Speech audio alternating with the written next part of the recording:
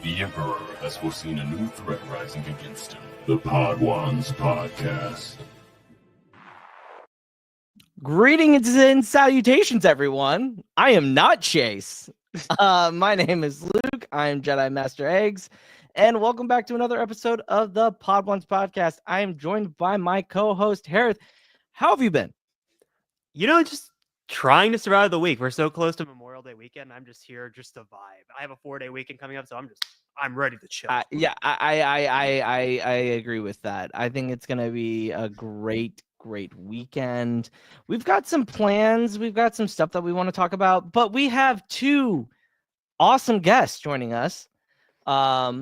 Let's bring on, who should we bring on first? The newbie or the returning? I think we should start with the returning and then bring in the newbie. Newbie? All right.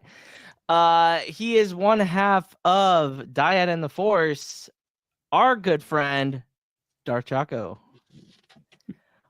Damn, I was hoping to get out of frame and just have a thing there. But it did not work how I wanted it to.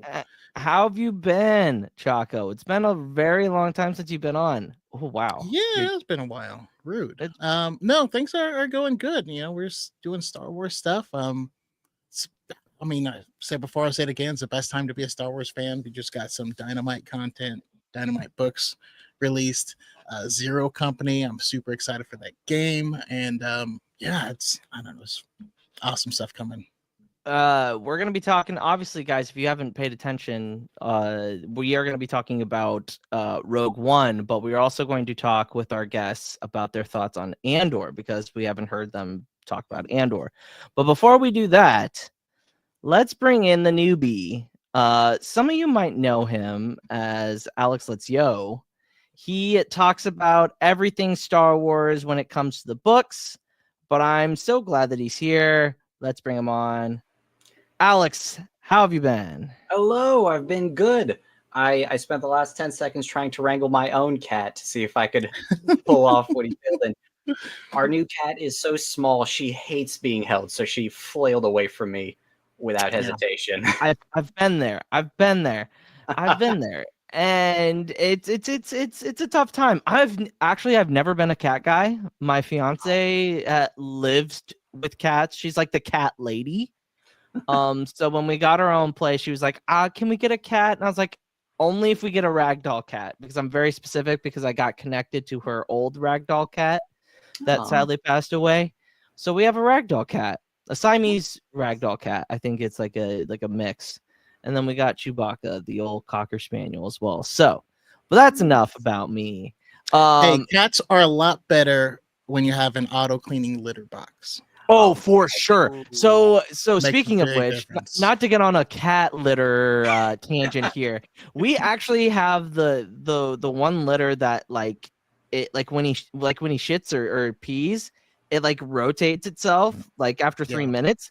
And I call it the Death Star. He literally has the Death Star in the guest bathroom, and it's so funny.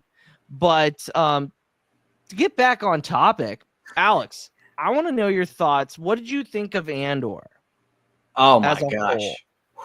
Well, I mean, how long do we have? I hope this podcast runs for like 20 hours an episode. I can get in my surface level thoughts with that much time. It's probably my favorite TV show of all time. I mean, I love these prestige dramas. I was a big fan of Game of Thrones back in the day, and I never would have guessed that Star Wars would even like try to capture that sort of, interesting people saying interesting things at each other. The fact that this has managed to make like the ISB council meetings are some of the most interesting parts of the show. People talk about how exciting Major Partagaz is, who never once leaves his office. It's Star Wars for grown-ups, and it's Star Wars that's just it's working on a level that I never really imagined that Star Wars could reach. Like I don't want every Star Wars project to be like Andor. I've talked about like Empire, Return of the Jedi, Revenge of the Sith. Those are still the core of what the series should be, but I'm so glad that this exists in it. Oh, yeah. Sorry, I was just reading something. I think there is an overlay over Choco. Let me try to like figure out how I can get rid of Well, that. I'm just Hold on. like, I looked up and I was like, oh, am I like Two-Face? What's wrong with my lighting? Is there something on my camera? Like, No, but weird. Choco, what were your thoughts on Andor since you and Pep were doing reactions to it and whatnot? I mean, yeah, it was a blast to watch every week. You know, especially season 2 here was just a masterclass on writing. Like every person, everyone was so deep and well fleshed out that you could actually genuinely care about each and every one of these people. You know, like, you know, Lonnie probably had the most punchable face I've ever seen, but like you still cared for him. You No, can't tell me he has a punchable face. but you're like, this guy is like trapped, and like Luthen's not a nice person to him, although what he's doing is right. And maybe Luthen is doing this because it's exactly what he needs to not give up doing it. But especially that last at the end when he told him, where are we taking him? He's like, Yavin. It's like, oh, he's dead. yeah, yeah. I honestly like going back and rewatching. I mean, watching Andor and then watching Rogue One, like watching that last arc specifically. Holy crap, that hurts so much more, but it answers a whole lot more questions of why certain characters are brought into Rogue One. It makes canonical sense of why a certain dark side user is brought in Rogue One. And we'll kind of talk on that because I feel like there was a little bit of discourse about Vader being in Rogue One now. And I understand where they're coming from, but then I don't. I look at it. I don't know. I get where they're coming from, but I disagree with it completely because with Andor season 2, you literally saw Partagaz like off himself because he didn't want to be in the same room as Vader or Palpatine because he knew what was going to happen. And it's just Andor literally showed that the ISB is incapable of handling a rebellion. Mhm. They needed to bring in the big guns. That's why Vader was brought in Rogue One. Yeah, like Luke and I were talking about this, like, because we were watching Rogue One together, and like, you got to remember, like, the Andor final arc also is right after Rebel season 4. So like the Empire is just pissed at the ISB and Thrawn in general because it's like, great, the 2 biggest Rebel cells you guys just completely messed up on, and they're still running the galaxy. So of course the Empire would go, yeah, Vader, it's your responsibility now. You can take out this group of rebels. Yeah, no, go ahead, Alex. Yeah, you know, I hadn't heard that like people had turned on Vader. Not to be too like Reddit Star Wars fan here, but the hallway scene is one of the best parts of the movie. Like, it's certainly, you know, gravy on top. It's not a necessary element, but I would absolutely not have removed him. Like, at the end of the day, you know, it's cool getting Andor that doesn't have any Jedi or lightsabers or anything, but he's also just an administrator. Like, he's absolutely the guy who shows up to make sure you're doing your job right. You know, it's the same as Return of the Jedi when the Emperor shows up on the Death Star too. Like, he's not there because he's got magic powers. He's there because he's here to crack down and say, get this station finished. Yeah, get your deadlines on, right? Absolutely. Yeah. I want this report So on my desk by Monday.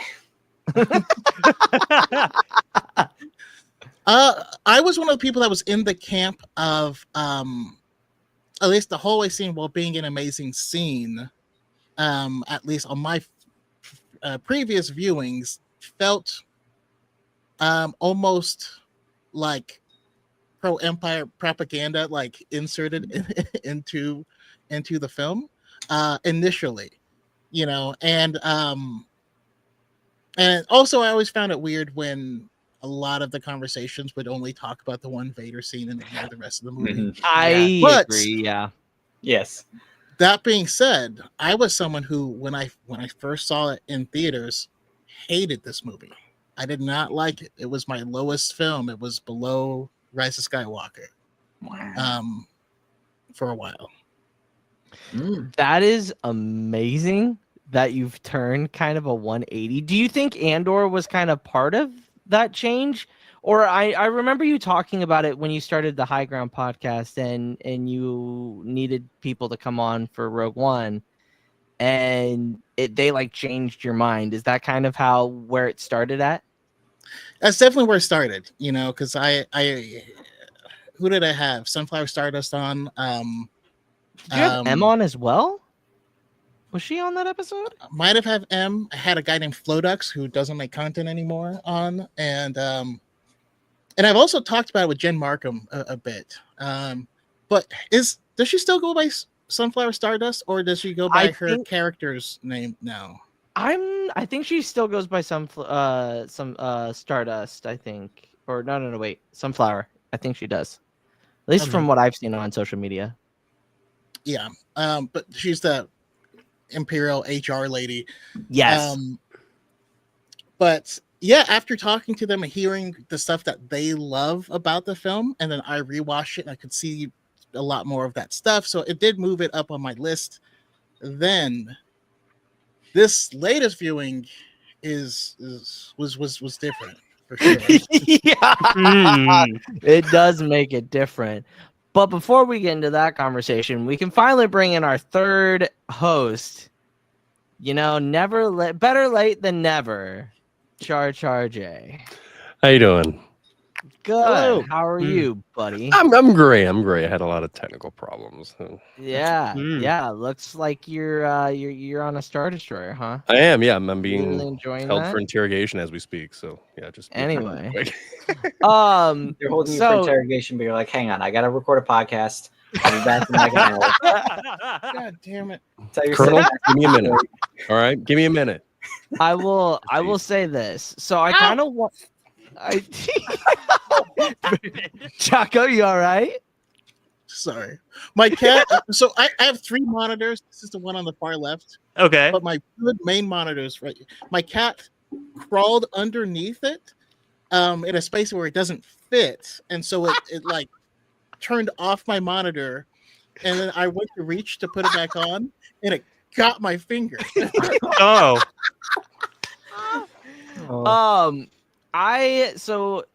Char decided to. We watched Rogue One last night. He showed up about halfway through, and I was talking about how I thought that Bail Organa is we're running into this team character. Absolutely, I'm gonna talk about it because I think I have a valid reason to why I think this. Yeah, Choco, do you agree with this? Do you agree that because it just randomly was brought up? Bail Organa is a tier character, and my reasoning being is yes, he doesn't have a whole bunch of screen time, but everything that we do see of him is very, very important to the larger whole story. Because if he's not involved, even in Attack of the Clones or even in the prequels, like yes, the rebellion is probably there, but like him as a character carries a lot of weight for the rebellion. Whether it's Princess of Alderaan, Mask of Fear, yeah, just keep listening Rebels. Keep listening book names. No, he just no. I agree. I love Bail Organa. I would watch a West Wing style Star Wars show that's just politics with Bail, and yeah. So I personally love him. He adds a lot of credibility to the rebellion. Like you look at the rebellion and there's a lot of morally gray. There's a lot of people that are in the dirt. They're doing the nitty gritty stuff. And then you have Bail and Mon Mothma as these like pristine figures that know what needs to be done, but they are these people that are kind of like overseeing it. They are the ones who are selling the message, to the storytellers for the rebellion. And I love him. Also, he's just a good dad, He is. And Char, I will say, Char did have some points to it. Like he did say, you can give your points, Char, to what you were saying last night when I was yelling at you, telling you that you were wrong. Which points were they? They were the ones of he wasn't in. He with Mon Mothma's more important to the rebellion. You forgot the part where Char True. said he was a C tier character. Yeah. He said Okay, that he well, was. I said he was a C C, but then I character. changed it to B. Okay, I changed it to B. He's an A tier character for He's me. not at A. least. You have to understand. You have to know what A tier characters are. Like What Han is Solo. the tier list? Is the yes, top tier so- S tier or is top tier A tier? Top tier is S tier. Like, in my S tier opinion. are, S like, tier the top characters, yes. Like if we're talking about like Is there an S Vader, plus? Luke, R2D2, like those level of characters. Like So A tier is and then- silver medal. I'd say Bail absolutely. I was gonna ask if like books counted because with the books, like he is pivotal. Like even in Padme's integration into the Senate, Bail was an older figure who took her under his wing. Without her and without him, you got no delegation of 2000, which was the kind of kicking off point for the rebellion. Mask of Fear has made him one of the three like main architects, you know, sort of kicked Garmbel Iblis out. Who is Choco, who was the third in Legends? Was it also Bail? It was Mon, Garm, and one other were the three. I thought it was Bale. I thought Bale was Bail. always. Yeah, that's Bail. So I in thought it every was Bail, timeline, right. he's been like the anchor on which the rebellion was built. I think even get rid of everything else just for the lessons he taught Leia and the way he raised her to be the person she needed to be. That alone gets him A tier. You know, it reminds me of like the best stuff of Owen Lars in Kenobi. He's one of the best parts of that show because of those moments where he shows just like how much he really cared for Luke and instilled like a lot of the lessons that made Luke so good. You know who he is? He's Phil Jackson. Yes. He's the guy in the locker room. I mean, he's planning stuff. He's the inspiration. He doesn't go out and do the thing, but they're not doing it at that level without him.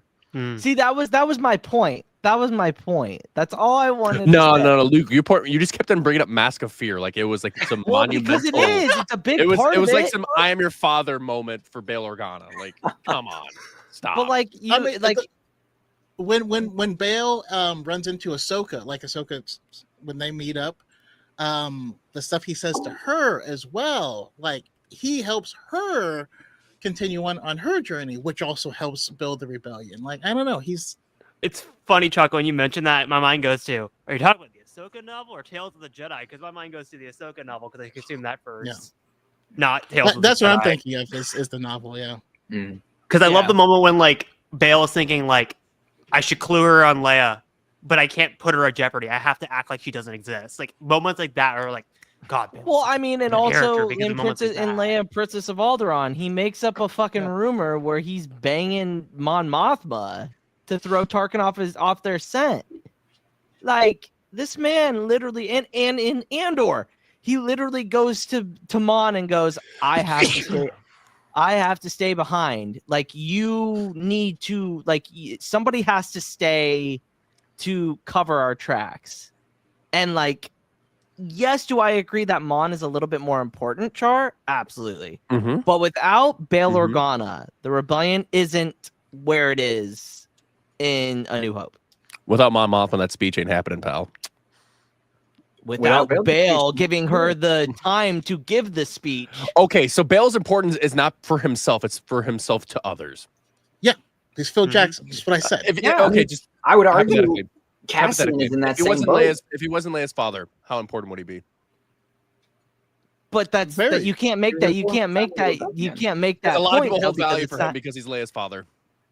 Sorry. If Anakin wasn't the chosen one, how important would he be?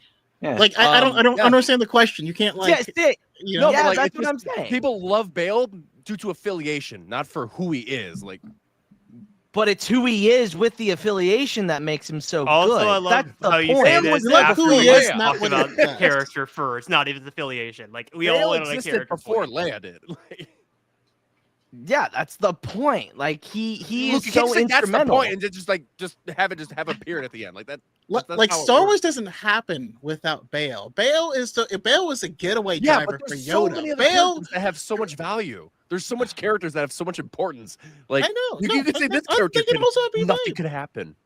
I mean, like by that same virtue, like does Cassian, Jyn Erso, any of them, none of them matter because they don't really accomplish. No, because because Yeah, Cassian and Jyn are A-tier characters. Cassian is absolutely, frankly, honestly, let me throw the gauntlet down. That's what I'm saying. No, I'm saying Cassian is an A-tier character. Bale is. I'm gonna throw the gauntlet down. Literally everyone who appeared in any episode of Andor is an A-tier character for what role they had in Andor. You know what, that's thank you. Except for Clea, in she's Samaj. S-tier now. Clea No, is Clea is tier. S tier, but Clea is S tier. Well, and to kind of bring the conversation back to Rogue One, like, with Andor and Rogue One, like rewatching that film, it's just like you start to think, wow, Clea and Val are alive and they're on Yavin at this point. Yeah. Like, Yeah, what are like, Wilman's chilling with his lady, you know? Mhm. yeah. So it's like you look at all these things, and I love that that Andor has come out and just has enhanced the movie. Like if Andor hadn't have happened, do you think that Rogue One would be as prevalent as it is now? It's still very popular. Wait, It's still very popular. Yeah. And like the hallway scene still gets brought up constantly. You know, it would be popular for like the aura moments, certainly. I think that the story would be like much what it was when it released, which is like, yeah, it was neat. And then people would kind of move along. I think that this has dramatically changed the way people are going to view the story of Rogue One. I do think that it's boosted it for sure. So for people like me, Rogue One was a movie that had an amazing third act with 2 first acts that didn't fully connect. It felt like they wrote it backwards. They wrote this and were like, how do we get there? And the 2 first acts to me were weak. But upon rewatch now, I mean, Rogue One is, I think, my 3rd favorite Star Wars film now. I went from the bottom to number 3. Ooh. Yeah, and that's what it does too. I mean, like I heard you earlier, Choco, talking about when it came out in theaters. I was the exact same way. I was 16 when the movie came out. I fell asleep in the theaters when it came out. I mean, I also have to think about it because I was, 16, had no perception of, actually paying attention to a movie. But now I'm watching every single detail about Cassian Andor. Everyone relies on Rogue One for the Vader scenes, but now all the little crumbs and bits and pieces of Cassian and K2 and Bail Organa and Mon Mothma, like everything is just so valuable. Everything is so important. Yeah, and like stakes at hand, and it's so good.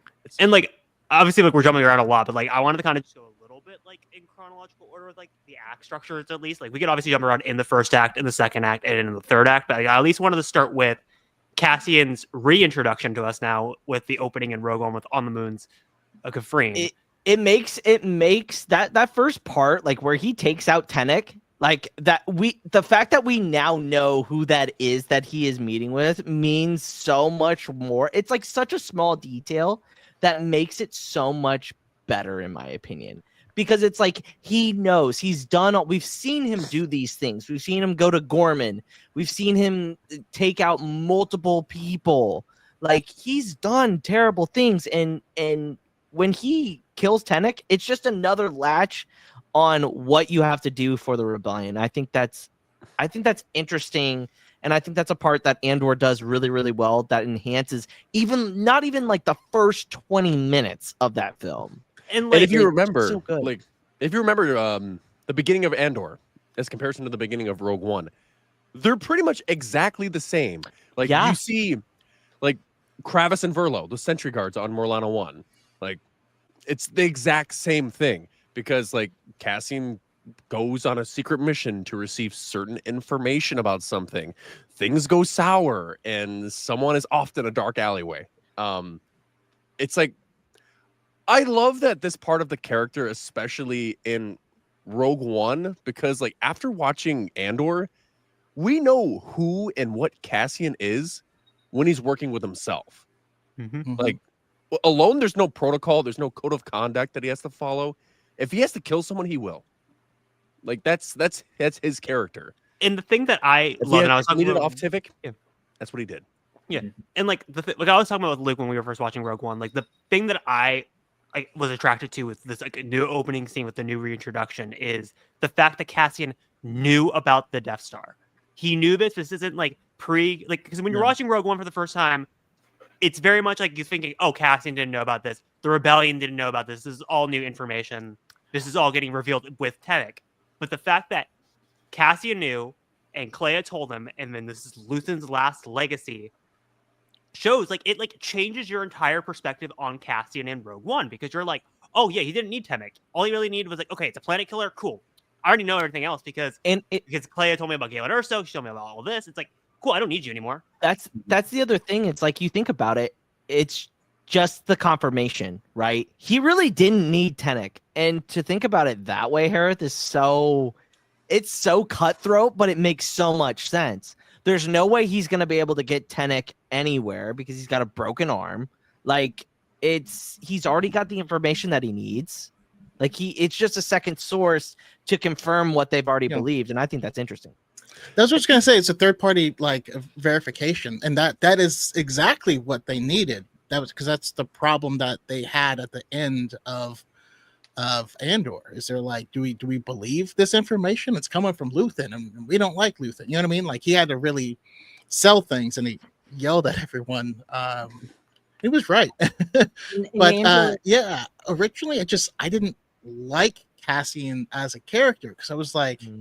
I think he's an asshole. You know what I mean? But then you're like, you see why, and you're like, I mean, if I lost Bix, I don't, you know. Oh God. I think I'd go downhill too. You know what I mean? Yeah.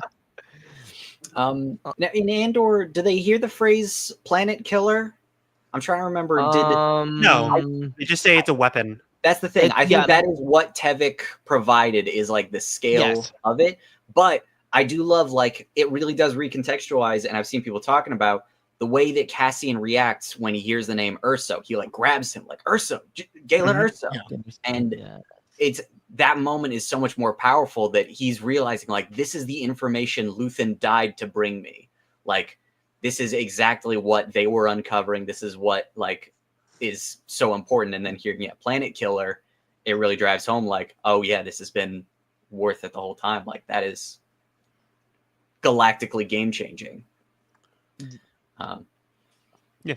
And then like moving along, like obviously like we can kind of skim over like Jin's introduction like with like getting breakout by K2, because like I remember like Luke, Chase and I were having a discussion like after Andor's episode of like, okay, when does that happen? Is Cassian even there? Like, does K2 and Melshi go on their own? So that's like a little plot hole. I guess you could say it's a plot hole. But my interpretation is that Cassian and K2 and Melshi found that out. Cassian got back to Yavin, and he needed to debrief what he found out from Tennant, and they decided to just have K2 and Melshi go after Jin.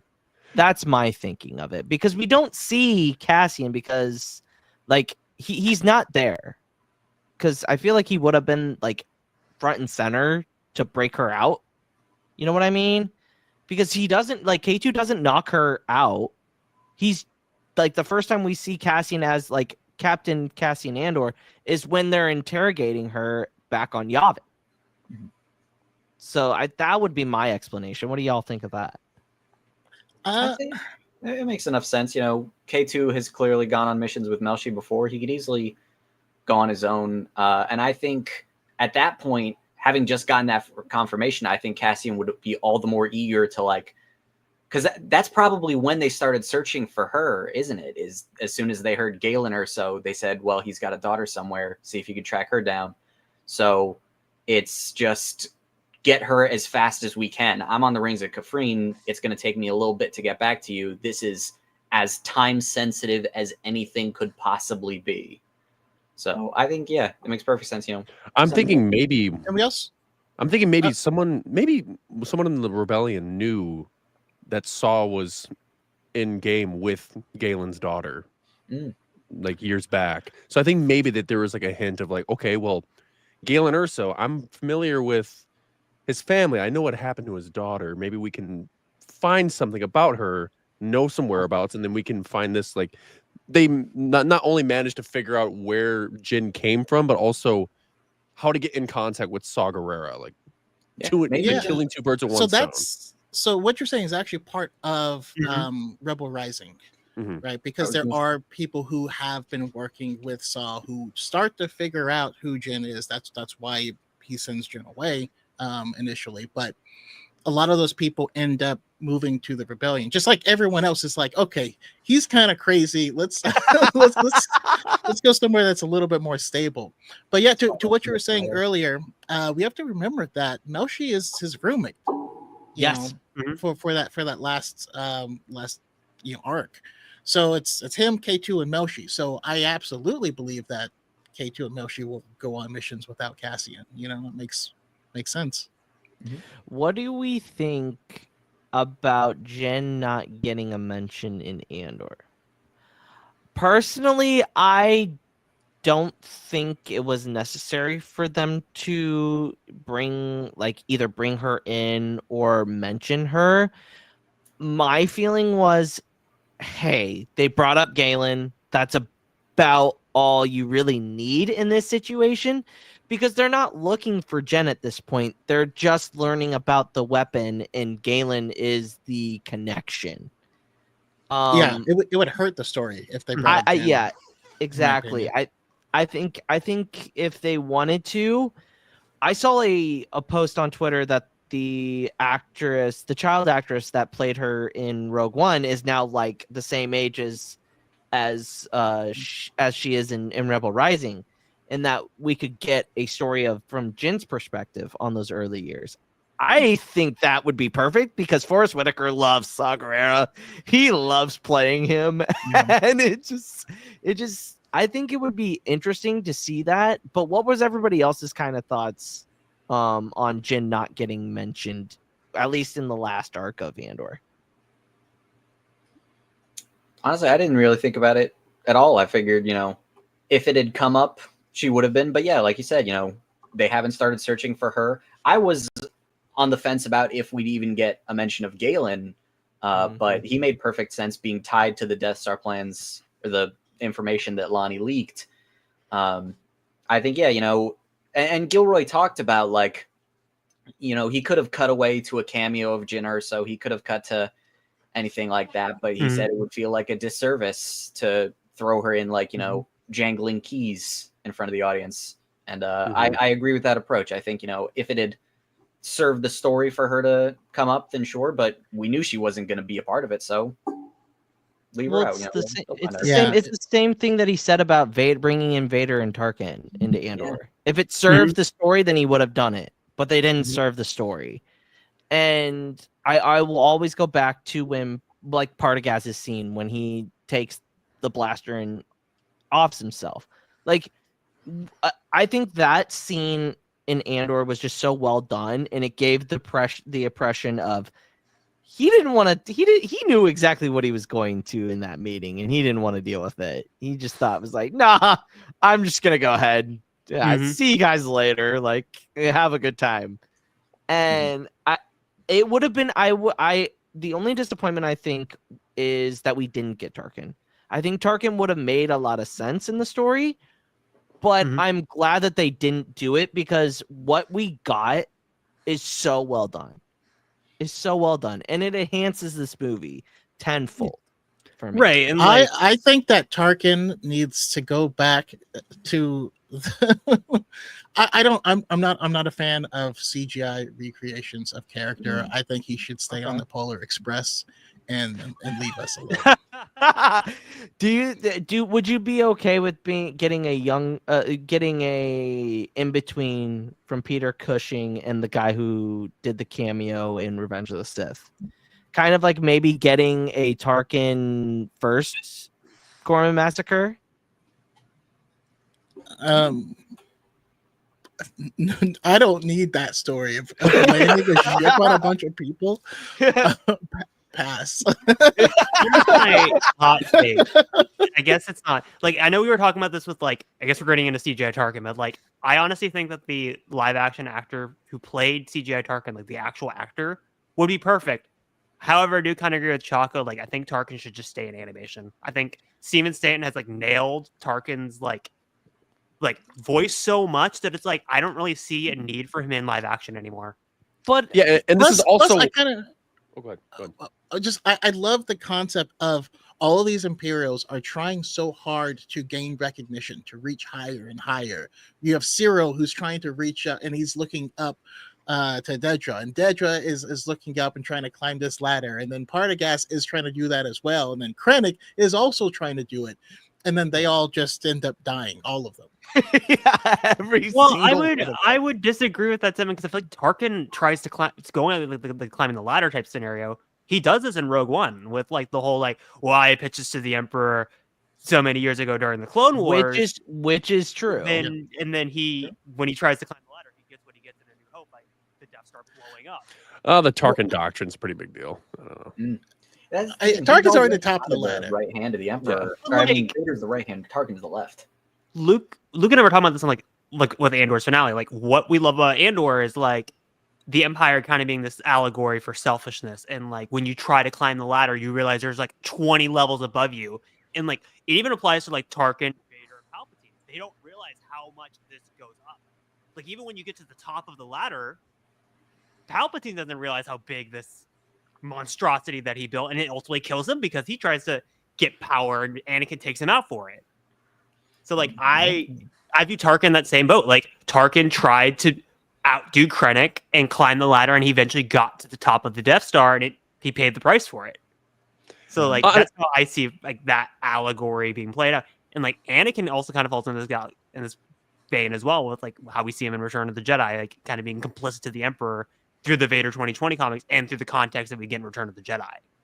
Honestly, I'm just happy that they didn't bring any like major top characters in the Empire in Andor. I'm good that they're not there. It keeps we grounded. We hear them by name, and we already know of them. We don't need to see them.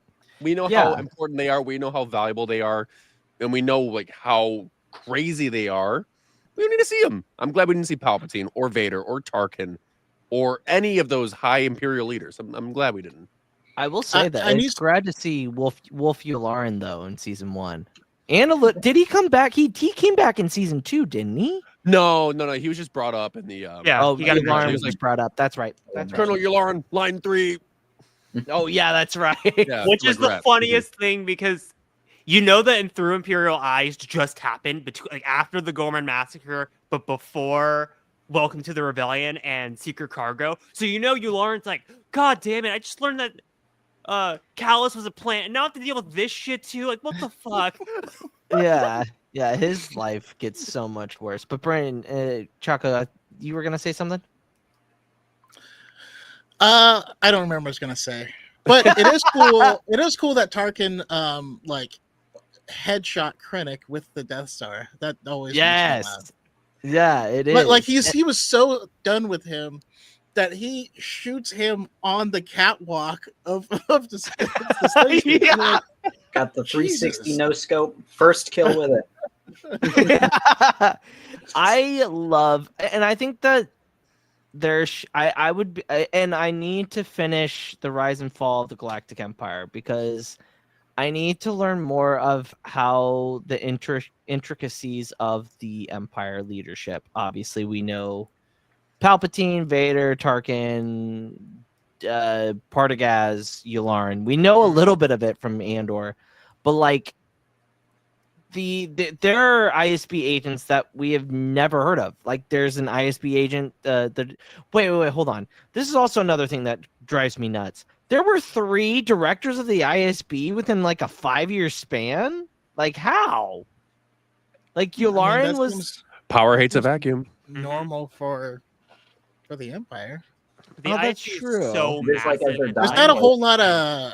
I feel like they don't have not a lot of people make it to retirement. Yeah, that's true.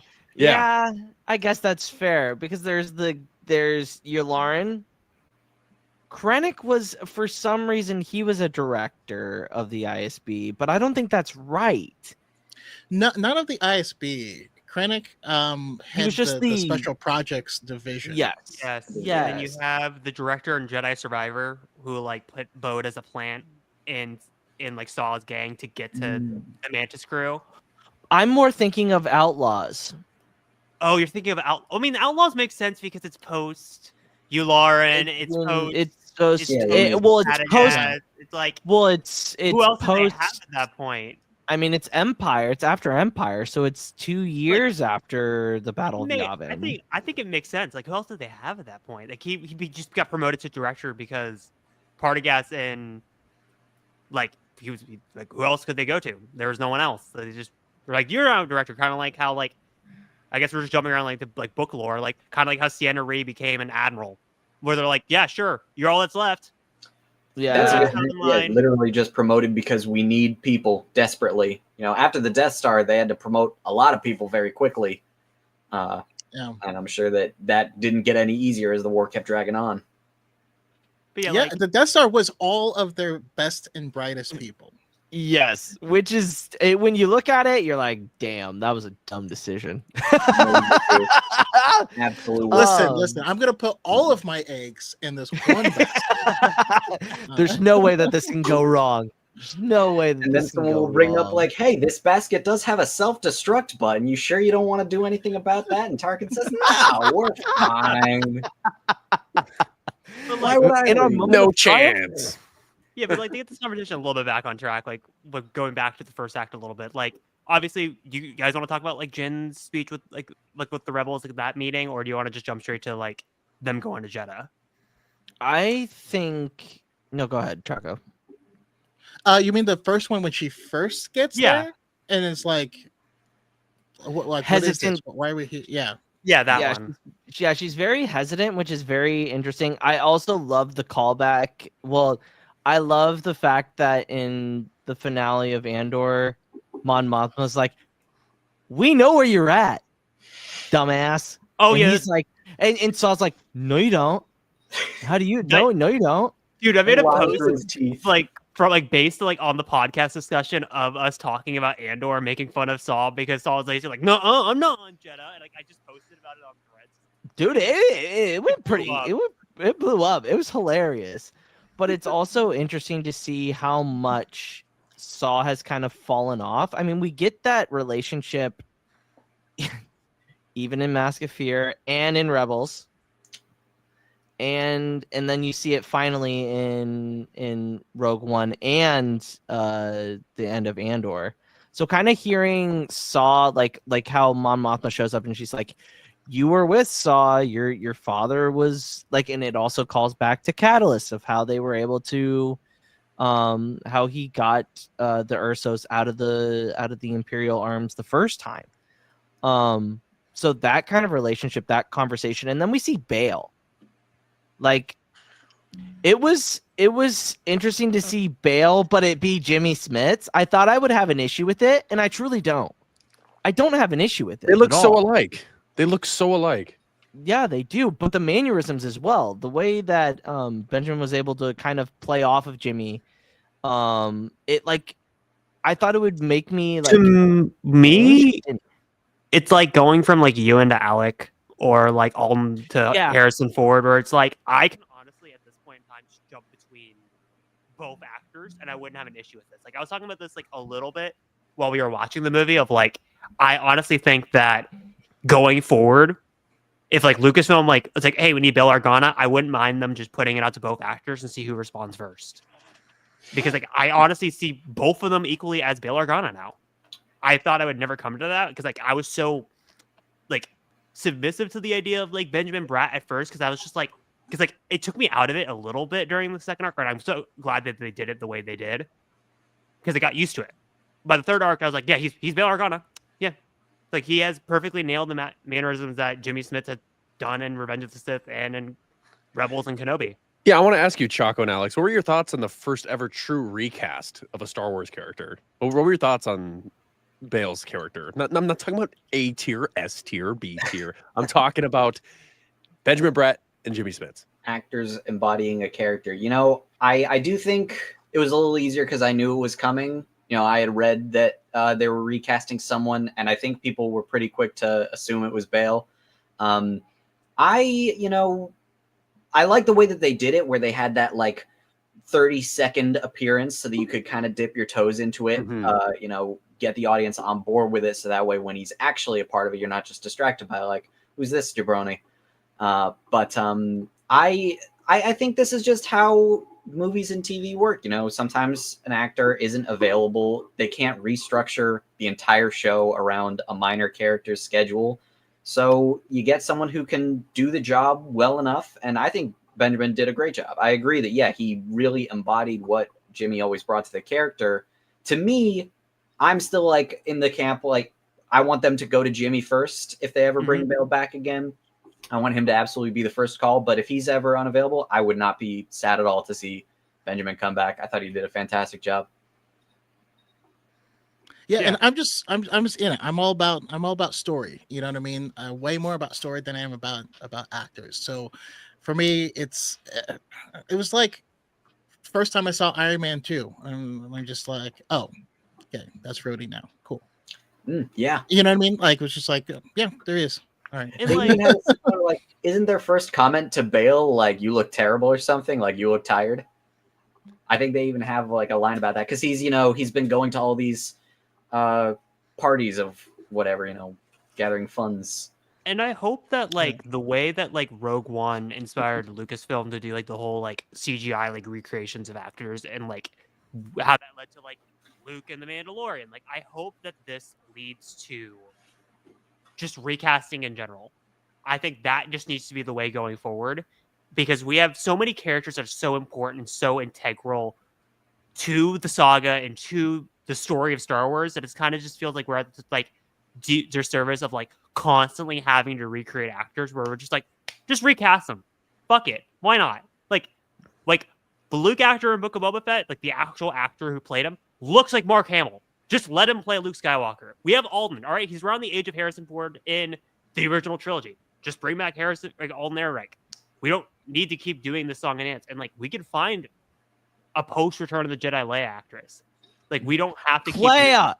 Dude, that's literally I've been saying this for weeks now. When she first in this season really was the only way I would have been okay with her dying is her being cast as Leia. I don't know whether it's the hair, the way she handles herself, but it's she could be Leia. I think it's the body language and just the way she looks. She looks just like Carrie Fisher. Yeah, Elizabeth exactly. Dulao could The definitely eyes, play big brown eyes.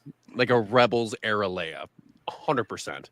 The thing that makes Andor so good is that it would never do this. But one thing that did cross my mind leading into the last couple episodes is that she looks enough like Leia that it would be hilarious if Clea turned out to be one of many aliases for Winter. That would be really cool. I love Winter as a character. Winter's so good. For anyone who doesn't know, Winter is Leia's personal assistant spy for the Rebel Network who canonically looks exactly like Leia. So it's the Handmaiden. It'd be like a Handmaiden episode 1 switch. Okay, I'm not. Shit. I don't I'm Winter was what, a little bit in Bloodlines, just a little bit. I feel like no, I would have cheered and celebrated if she was in I was gonna say, but she has a photographic memory, and so she would walk through places and memorize maps and troop locations and all this stuff. Could that be a canonical answer for Winter? Could Clea just turn into Winter? I mean, her story's not done, I don't think. So what? I mean, maybe because I guess that's not necessary. But one of the things I loved about the character of Winter is how tragic she was, because she's you don't understand. I have a photographic memory. I remember every part of Alderaan. I remember every single person. I remember every face that I walked past, and I know all of those people are dead. And I think about it all the time. And you're like, that's rough. Yeah, she's got to. That's so cool. That's sad. That's the thing. I Now don't that we know who Clea is and where she comes from, it's like even more so like this is another situation where if they were to apply it, it would be like the character and name only. So Yeah, they're totally separate now. But yeah, if they canonized Winter, I'd go nuts. That was a popular fan theory, though, was that it was an undercover Leia. Entirely because the uncanny likeness of the actress. Like she really, and the fact that her name is Clea. That's also kind of like a that would be the worst disguise ever. Yeah, absolutely. It like bailed and that's the other thing. Like if that Ben were the Kenobi. case, Who's that? Yeah. it's Clea Porgana. I don't know what you're talking about. Porgana. But kind of going back to Jeddah, right? Mm-hmm. And Saw being there, and the fact that when they are talking to Jin the first time, they're like, "We know he's at Jeddah," and it's just so funny because you go back to that conversation that Mon has with him, and it's like, "We know you're there," and but I think it's so interesting that they use Jin as the catalyst to kind of start this whole thing off, and I think it's very important to kind of talk about like getting to Jeddah and then the importance of Bodhi. Hereth has some interesting talking points on Bodhi because he's not a huge fan of the way he's used in that first act, and I kind of understand it. Because Bodhi's so unnecessary in the first act. Like, if you cut those two scenes with, like, Bodhi arriving on Jeddah and the Bor Gullet scene, it doesn't change anything about the movie. Hey, don't diss Bor Gullet. I actually think you are.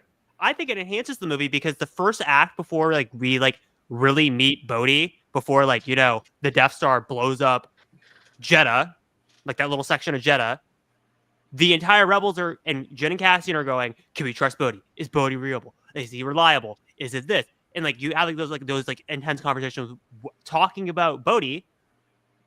Like, is he an ISP plant? We don't know. Like, if you take those two scenes out, I think it makes it not only improves the pacing, because I think the pacing jumps so much around in that first act. Like I still Rogue One's in my top 3. Like same as Choco, but like the first act jumps around so much. Like you're going to so many different planets and locations, and I think the pacing is thrown off because of the Jeddah scenes, because they move so fast. I mean, you just go straight back that it doesn't really add anything of note.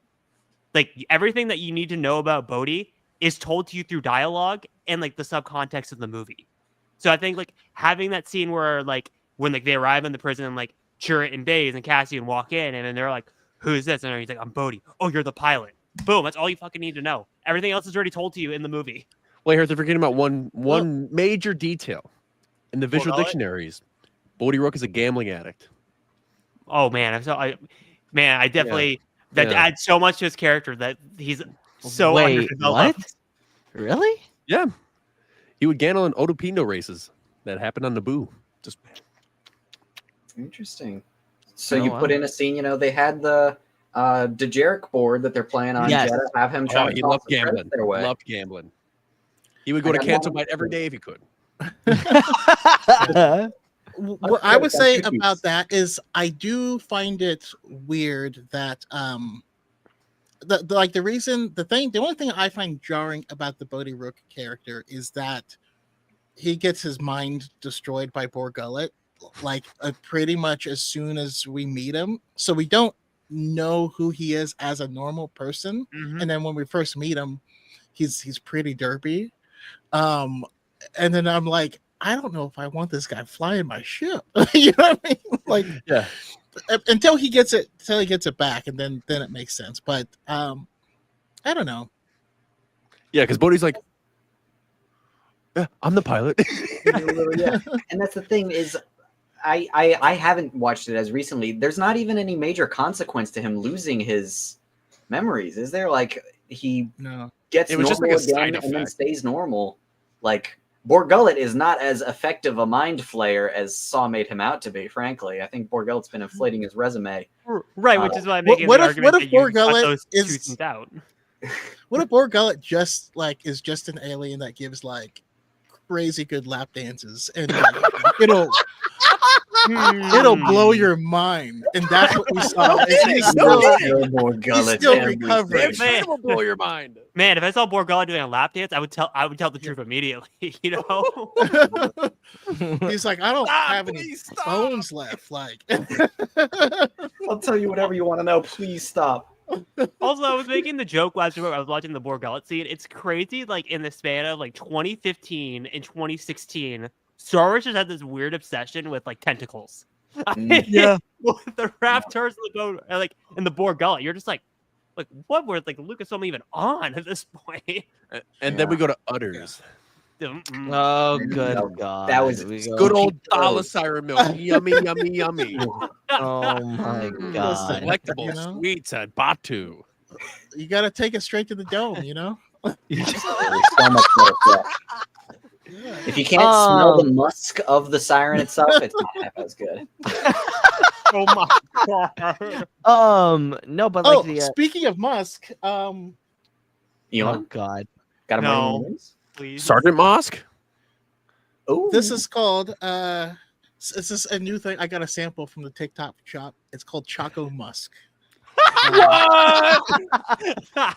Wow, yeah. This is this your promotional video? You can't read it, but it's literally called Choco Musk, and so I was like, all right, I gotta get it, but I have to make an ad for it soon or whatever. Is it like chocolate flavored? What is it? It honestly does smell like chocolate and like French vanilla. It actually smells pretty good. I was surprised. Interesting. Okay. There's your ad. We'll send you your video here so that you can just put that in there. Chocolate. I was going to recreate like a perfume ad from the 90s that's like black and white, and you just say words. This feels like the equivalent of like Cynic Crystal, like the really weird like Star Wars, like another character where like they would add that beer ad in. This oh yeah, the Cerveza Crystal. Yeah. Or Luke, where we had the far, far away factory banner, but it's just Choco Musk. Yeah. That's what we're gonna do. My God, how hard would it be to edit in? Take the scene of Luthen from season 1 when he puts on his thing, he puts on all his rings, gets his wig ready, and then a couple spritzes of Choco Musk. Perfect. Awesome. Walk out. I also, so when we're talking about Jedi, like the fact that Jin is like busting K2's balls the entire time, and then he ultimately saves them, and then they get captured by Saw's team. He introduces her, like they reconnect, but like everything, like even with the conversation that he has with Jin. Like he is, that hits home, and it's just another thing of confirmation that the rebellion gets, and obviously Krennic and Tarkin are going at odds, and then they blow up Jeddah City. Well, like going back to Saw, I think you and I were talking about this. Like, I honestly think you can draw a connection between how Luthen is in the final arc and like the Gorman massacre, how Saw is. His paranoia has just gotten the best of him at this point in time. Oh yeah, for sure. The way, his performance hit me a lot more this time, because I don't, if you remember back in the day when this movie came out, this was a wild leap for the character. You know what I mean? Yeah. You're like, what happened to him? You know what I mean? Like, where's your what's leg, going man? on? But now, after seeing everything, and now you know what he's huffing. Now when his eyes are watering, and he's like, "Did you come here to kill me?" And like he doesn't know, he doesn't trust anyone or anything, and like, so knowing previously that. He is basically saying, I'm on borrowed time. That's why I'm huffing this stuff. I will die pretty soon. Because it also bugged me of like, why would this freedom fighter not get on the ship? You know what I mean? Like, yeah. But now I get it a lot more. Yeah, it's because he's done everything. He's done everything that he can to get the rebellion to where it needs to be.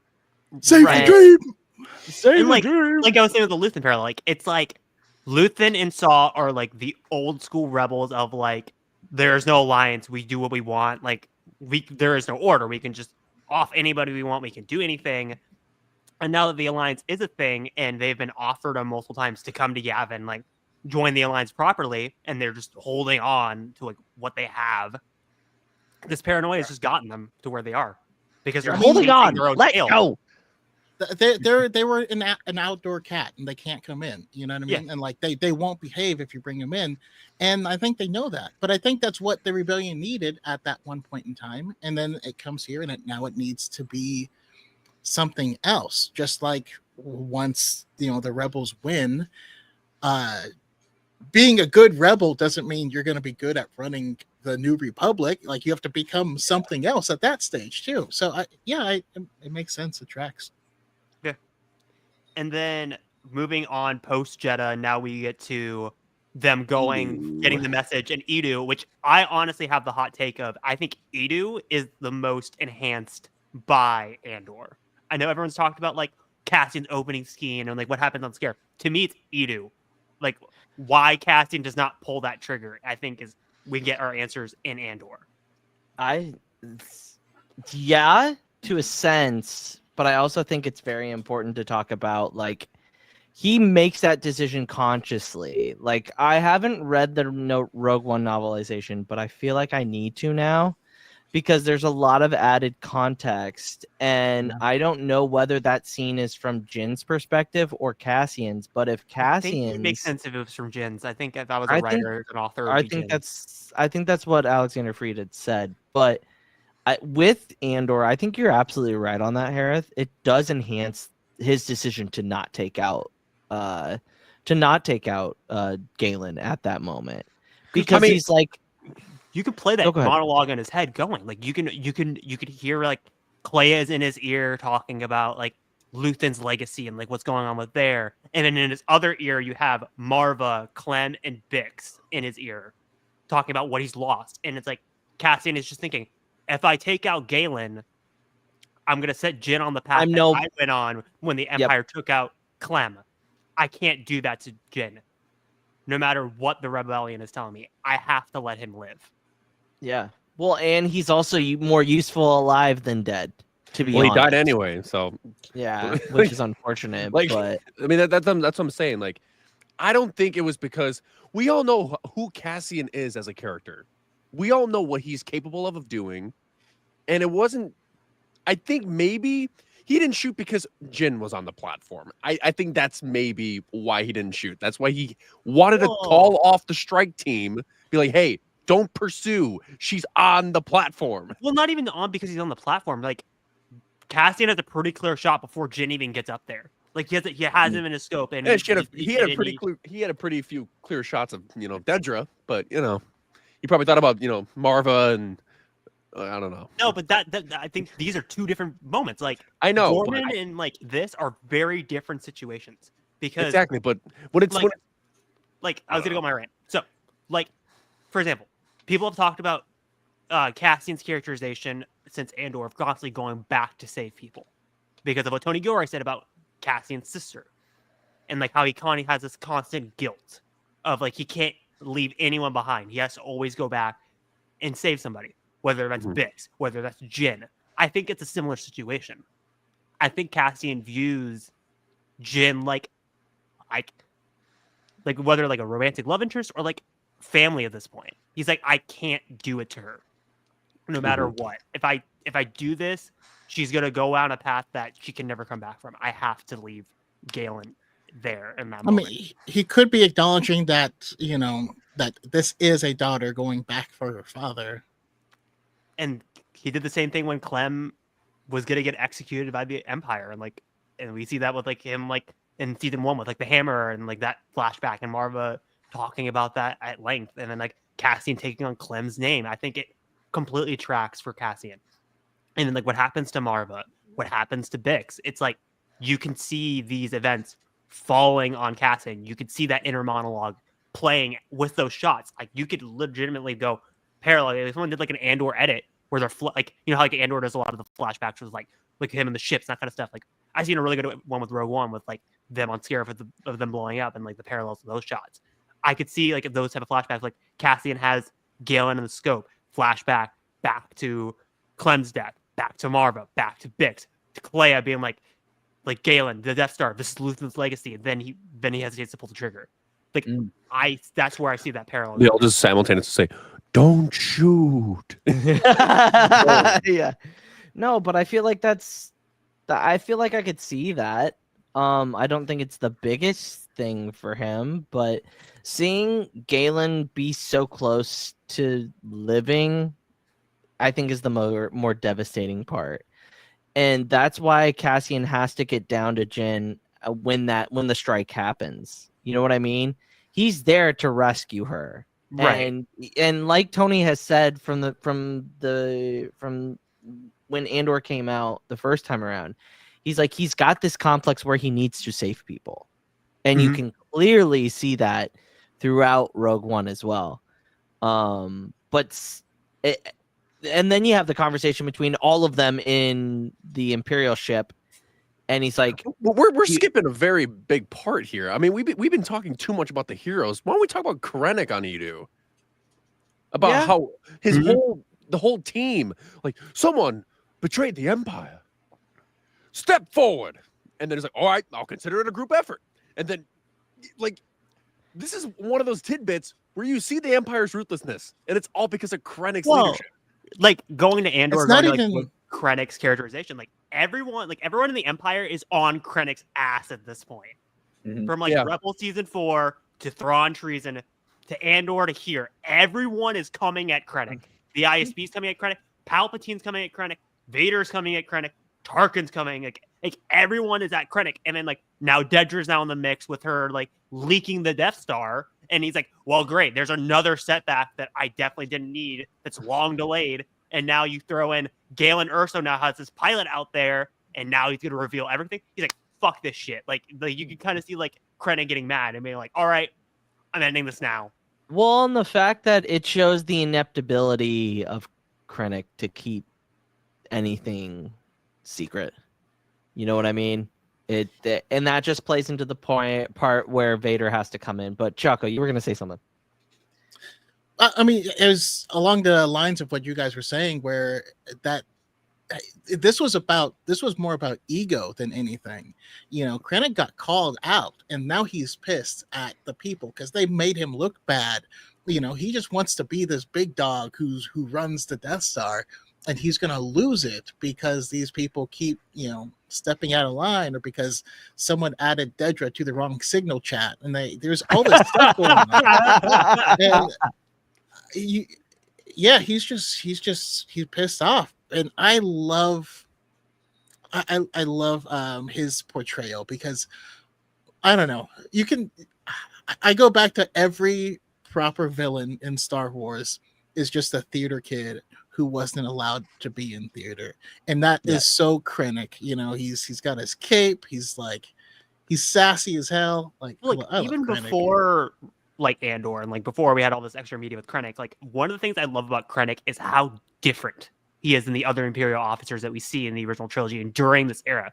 Every Imperial officer is very composed. They're very diplomatic. They're very British, where they're like very commanding. They'll take care of a room and like be very calm and just like deal with someone and like without like raising their voice or doing anything. And then you get Krennic, who is the complete polar very opposite. Expressive, very ego, very emotional. Like that's the two things he runs on, is his ego and his emotions. If both are like out of line, you're done. Like that's what I love about Krennic and Ben Mendelsohn's performance, is he's very like almost like he's like a First Order Imperial more than he is a Galactic Civil War. Because like you could see someone like in the First Order being like Krennic. Like him in the Galactic Civil War era is very different, because you juxtapose him with like Tarkin, juxtapose him with like Yularen, like he stands out from the mix. Juxtapose him against Thrawn, he stands out from the mix. He's very different than every Imperial officer we see in that era. And So Hereth, that's that why I ego love shines. The ego shines with that interrogation that he had with Dedra. Like you see every bit of his attitude in his body. You know, we will be doing this without you. Like grabbing her face, like You should have joined the rebellion. That was your calling. Krennic is now a top 3 villain. Those are of mine. great lines. He is now a top 3 villain of Star Wars to me now. He's so fun to watch. Just the way he speaks, the way he moves, the way he talks, the way he walks. Everything is so perfect about him. It's just, oh my God. I love He chews up the scenery in the best way possible. Oh my God. I still think about the first arc. Even in the art gallery. Yes. When he was like going back and forth with the Mon Mothma. Oh my God. He was so sassy. Incredible. Something about, my freedom fighters, your rebel or your terrorist, something like that. Oh. Your freedom fighter is my terrorist. I've You're onto something, but you'll find out soon enough. I always think back to like the first scene that we see him in Andor season 2 of like him talking about Gorman and like how it will transform and like the amount of sass he just brings into the room. He's like someone brought up, I think Kate brought up a really good analogy of like he's grasping for power. And like when like the Imperial propaganda guys start going on their whole like charade about how they're gonna make Gorman, he's realizing that they're overpowering Krennic in the room. So he has to like take command again. He has to like assert his power. He has to be like, no, we're doing this. And like it's like Krennic is very much like he seeks control constantly. And when control like escapes him, he becomes like a rabid dog that just will kill anyone in his sight. And he also digs at them. He says, like a little flashy, he's trying to undermine them for their rehearsed presentation. Because you can't stand anyone else being the center of attention. I mean, look at the cape. Oh my God. He went to go tattle to Vader as if Vader was going to back him up. And he's like, will you talk to him for me? It's the most unilateral move possible. Like he thought he was going from like Tarkin up. No, he was just going to the left slightly. It's so funny looking at that scene now compared to, because people complain about that scene. In my opinion, I love both of those scenes. I love both of Vader's scenes because they are so very, Vader and out caped it. Yeah. He literally goes, "Oh, you got a cape? Okay, bitch. I was the original." And like the way that Vader, and I love the fact that they don't put Mustafar. Like it's not like because in Rogue One they put like the names of things on there now. And they don't do it for Mustafar. And it just like, I remember watching that the first time in the theaters in 2016 and being like, holy fuck, that's Mustafar. Oh my God. And like when they brought him in, I was like, yes, this makes total sense. Like he's obviously going to try to get in favor with the Emperor. And who better to go to than the right hand? Yeah, the only guy that answers directly to him. Yeah, exactly. And the fact that Vader just literally goes, "Why are you here? You fucked up again? Like, do I really have to come in and clean up your mess?" With everything that Anakin's been through these last couple of years, he's like, "Bitch, another rebel cell got away. Are you fucking kidding me?" He's like, dude, we told the Imperial Senate that it was a mining disaster. Like, bro, we get it. The Death Star's cool, but like just like he says to the Imperial officer, it's insignificant next to the power of the Force. Like I feel like he looks at the Death Star and he's like, okay, whatever. I get it. But it's nothing that I can't do. You know what I mean? And we stand here amongst my achievement, not yours. Not yours. Yeah. And it's just Vader just like puts him in his place. And the fact that I've heard that in the novelization, Krennic's like, "Oh my God, he choked me," is like so fucking. It's so funny, but it also fits Krennic's character so well. Hang on, I haven't read it yet. He doesn't give like a harder daddy, does he? Maybe. What? Maybe. I don't know. But then we get. I do remember there was complaints on that scene because people were saying that Vader walks in a very feminine manner, and I'm like, what in the y'all hell? need to have you ever seen? Up. Did you not? Did we just forget? Did we just realize that Anakin Skywalker wasn't just like the most prissy boy out there? Oh, like that motherfucker made major, like he would make it a big deal of doing a superhero jump. Pre-Kenobi, are we just gonna forget that if you excuse me? Well, pre-Kenobi, this is the most like Anakin scene for Vader at this point in time. Oh, Like, you can absolutely. understand, like, you can 100% see Hayden doing this in a scene with like a Republic officer. Like yeah, this is 100% in line. And also, like, I was gonna bring up, like, Luke, before we moved on, like, you and I had to disagree on like a hot take. I prefer the Mustafar scene to the hallway scene. That's my hot take. I think this is a more important scene for Vader in this movie because, like, going back to Andor, the hierarchy. it shows the hierarchy. It shows why Vader's now involved. Now that everything's broken loose, and like it goes even back to what Luthen said to Dedra in the art shop. The rebellion has flown away. They're everywhere now. They're just waiting to disgust you. It's like, yeah, and like Vader has bigger fish to fry at this point in time. And when Scarab breaks loose, he's like, all right, I'm all in now. Krennic is like fucked up royally. I've seen how he's gonna handle this. Now I'm getting involved. Like, that's why I love the Mustafar scene. Like, people have argued like, oh, this should have been cut from the movie. It doesn't really add anything. I love it. Agree with that sentiment. Like, I think I love it. Like, it I adds think it's important for Krennic's Krennic's character. Yeah. Yes. Yeah, show him sniveling. You know, Yeah. Krennic, he's been one of my favorite Imperials since the movie came out. He and K2 immediately shot to the top of my lists. And the reason why is, and it's funny, it's kind of is the opposite of what you mentioned about the Vader scene being like Imperial propaganda, like an Imperial apologist. You know, the Vader scene shows the Empire as cool and badass and strong and unstoppable. Krennic shows my personal favorite kind of Imperial, which Resistance Reborn is First Order, but it's a fantastic entry for this. And Lords of the Sith also has this. Imperials are sniveling, weak, sycophantic cowards at their core. They will always promote the people who are best at kissing up, not who are the best at their jobs. And Krennic is the highest, best exemplification of that. He is asking nicely, you know, could you put in a good word with the Emperor? And I love that Vader is there to show us exactly like, no, you are not anything. You are just a, you know, pawn looking for greater glory. And Alex, that makes so much sense. Now I wonder why Lieutenant List got so high up. Yeah, he was the biggest kiss ass in the Empire. But there's been bigger ones. Yep. There's been bigger ones. But like, I even think that tracks with like, again, not to be a throw on trees and like apologist for Krennic, but like that's why I think it makes sense for why Krennic is characterized in that way and why Palpatine pits Krennic against Thrawn in that book. It's because, all right, these are the two most loyal Imperial officers with two different projects. We all knew Palpatine was going to pick the Death Star no matter what. But it's like, I want to see what happens when I pit my two most loyal people against me. Who's going to like become the most loyal and stay on top? And Krennic obviously is the one that pops out. It's not a battle of wits. It's a battle of who's the most loyal and who's going to kiss my ass the most. And yeah, who's doing the thing he wants. And that book is actually even another fantastic example of the same thing, because it heavily features, like, Krennic is only, I think, briefly seen, if at all. He's mostly represented through his underling, Ronan, who is Ronan. 100% like, Krennic hung the moon in the sky. He is the thing holding this empire together. And of course, that's the person Krennic wants right next to him at all times. He also has a cape like him. Yeah. He has a cape.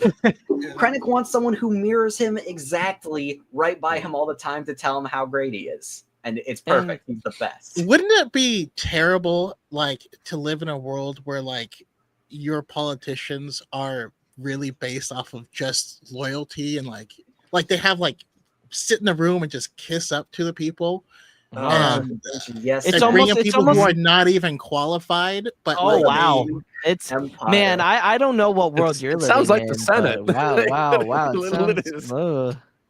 Sounds a little too close to home. But going from Mustafar to back to Yavin, and Jyn is giving her speech, and the two fucking white guys standing there being like, this is terrible. Who's gonna believe? Like, shut the fuck up. Well, dude. you have to think about Pamelo too.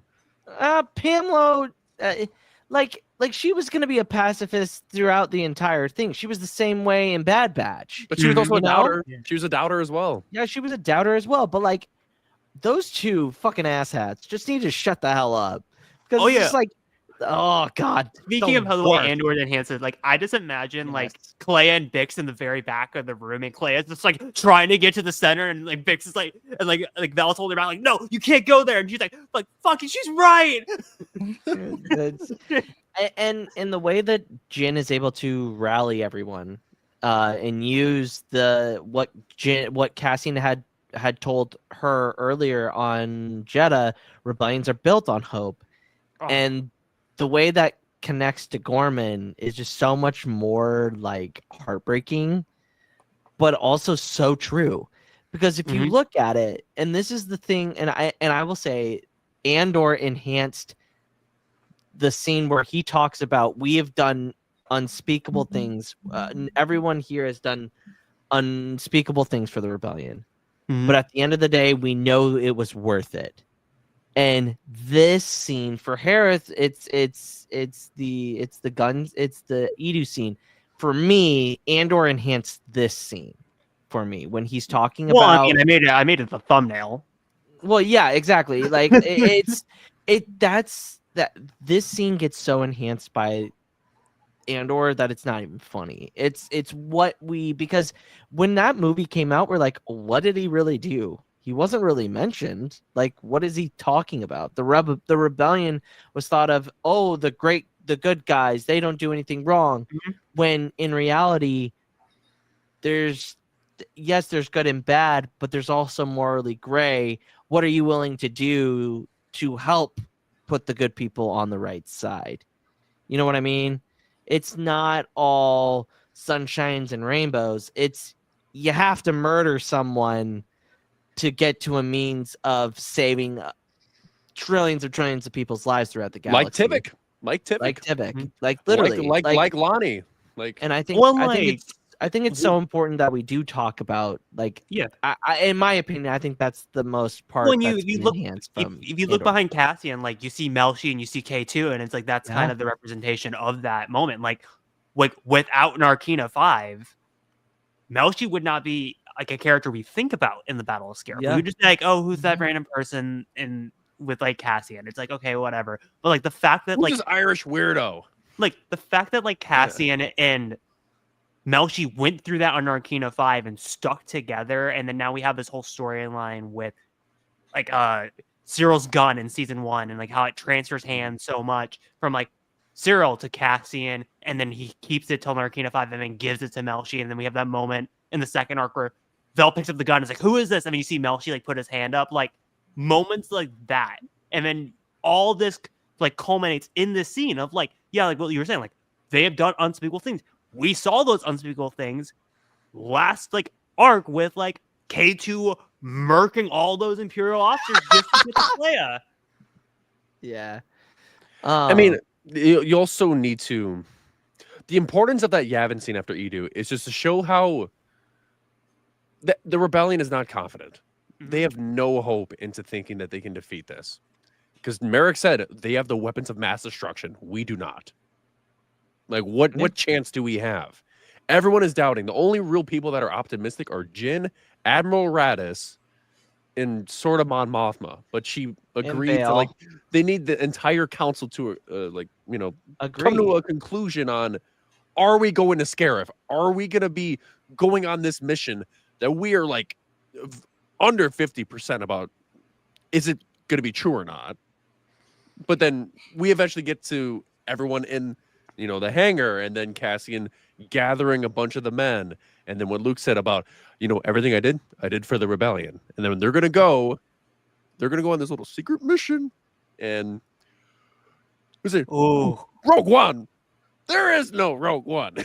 Oh, and that was so perfect because it's like he talked about in that second season, like scene. and it's the same guy in Andor, the guy who does that the narration for all of the ships, which is Tony Gilroy. Well, the funny thing is, it's like I saw a really funny sketch. I think it was like how it should have ended, a joke for that, where they're like, "Come up with something." Rogue One, and then like someone holds up like a Rogue comic. He's like, Rogue One, like it just feels like Rogue.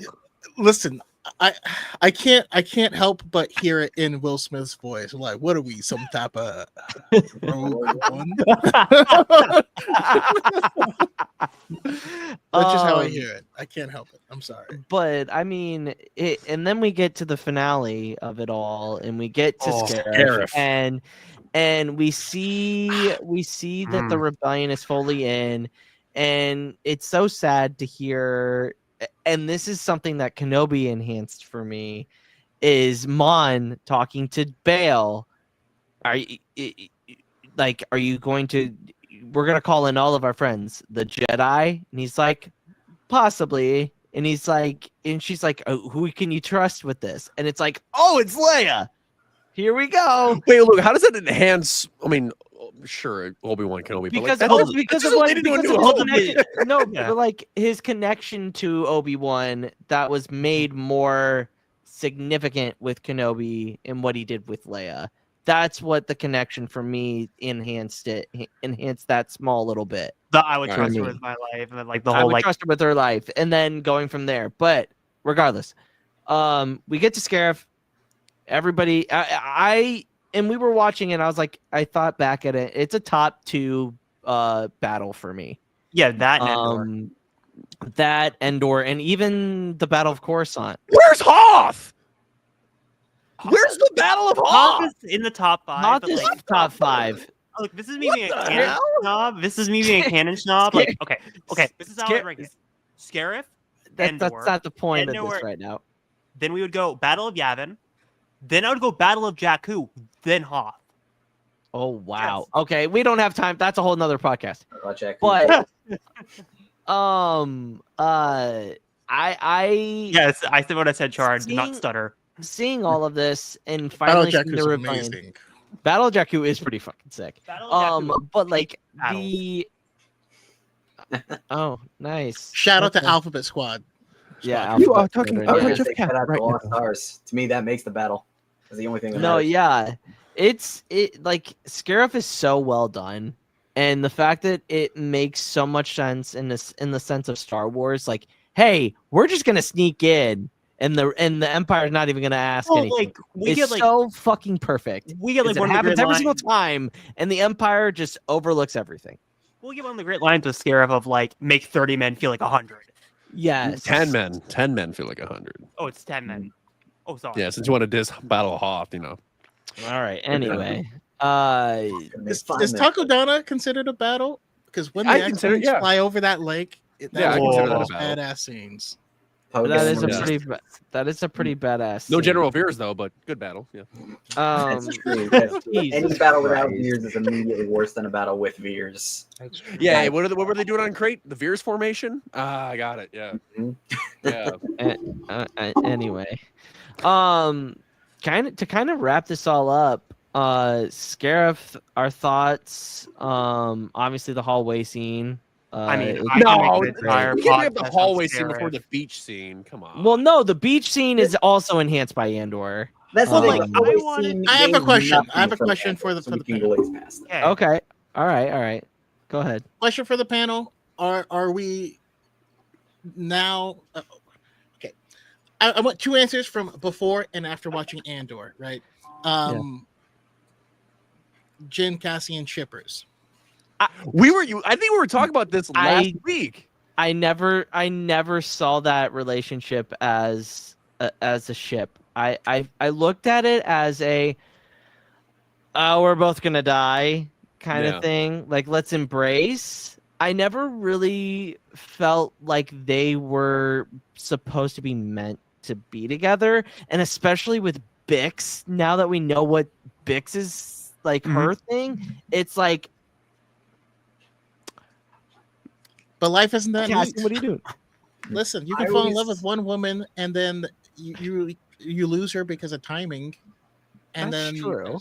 Someone, and this is still incomplete. Yeah, true. And Cassian didn't know about any little tethers. No, and she was just gone. Yeah, and I was talking about this with Luke, and like this is how I see it, and this is how I've always seen it. I think it like my interpretation didn't change regardless of Bix. Is like I always like I agree with like a lot of Jin Cassian. I'm not a Jin Cassian shipper myself, but I see like the whole like them like eye fucking in the elevator going down to the beach. I mean that's what it is. They absolutely are. Contest. No, like they were eye fucking. They felt like my point was like to me it always has given look like I'm into you maybe in a different life, if things turned out differently, we would be together. And we're dying now, so let's just embrace like who we are and like what has happened to us. Yeah, in a kind of that's how I've always seen it. Yeah, Alex, what's your thoughts on this? It was exactly that. Is in a kinder universe, this could have been something, but it didn't have time to grow into anything. I do think that Andor has gotten rid of that. I don't think Cassian was thinking that. Maybe he's just giving mixed signals. But I also think that he was aura farming. Yeah. Well, and also talking about the final scene, like it goes back to Luthen's speech. I will say, I have built a sunrise that I will never see. But also, I know I'll never see. Also, the disrespect that we have by just skipping all of Scarif, like the K2 scene, that also is enhanced by Andor because of Nemec. When he's telling Cassian to climb, you're just like it's like you're getting like flashbacks to Nemec telling Cassian to climb, Melshi telling him to climb. It's like all these big moments for Cassian. He's been told to climb out of there, so it's like K2 embodying that before he goes down. It's like, goddamn, Tony, it's like stop. Like the scene already heard to stop punching me more. No, Cassian is the person who he grabs everything and brings it forward and passes it on, and it's such an important part of his character. Speaking of things that we sped past, I pointed this out only because of shout out to my two credits, Zane. When Cassian shoots Krennic like in the shoulder, I didn't notice this until someone pointed this out. The gun that he uses is Bix's gun in the second arc. Mm-hmm. Oh, you're talking. I thought you were about to bring up the fact that I'm talking about on Scarif when like Jin and him are talking, and Cassian goes back for Jin, and he shoots Krennic in the shoulder, and he goes like down. The gun that he uses is Bix's gun. I thought you were about to bring up that Cassian shoots Krennic in the right shoulder, and then the beginning of the movie, Lyra shoots him in the left shoulder. Left shoulder. So the first time we see him, and then the last time we see him, he gets blasted in both rotator cuffs.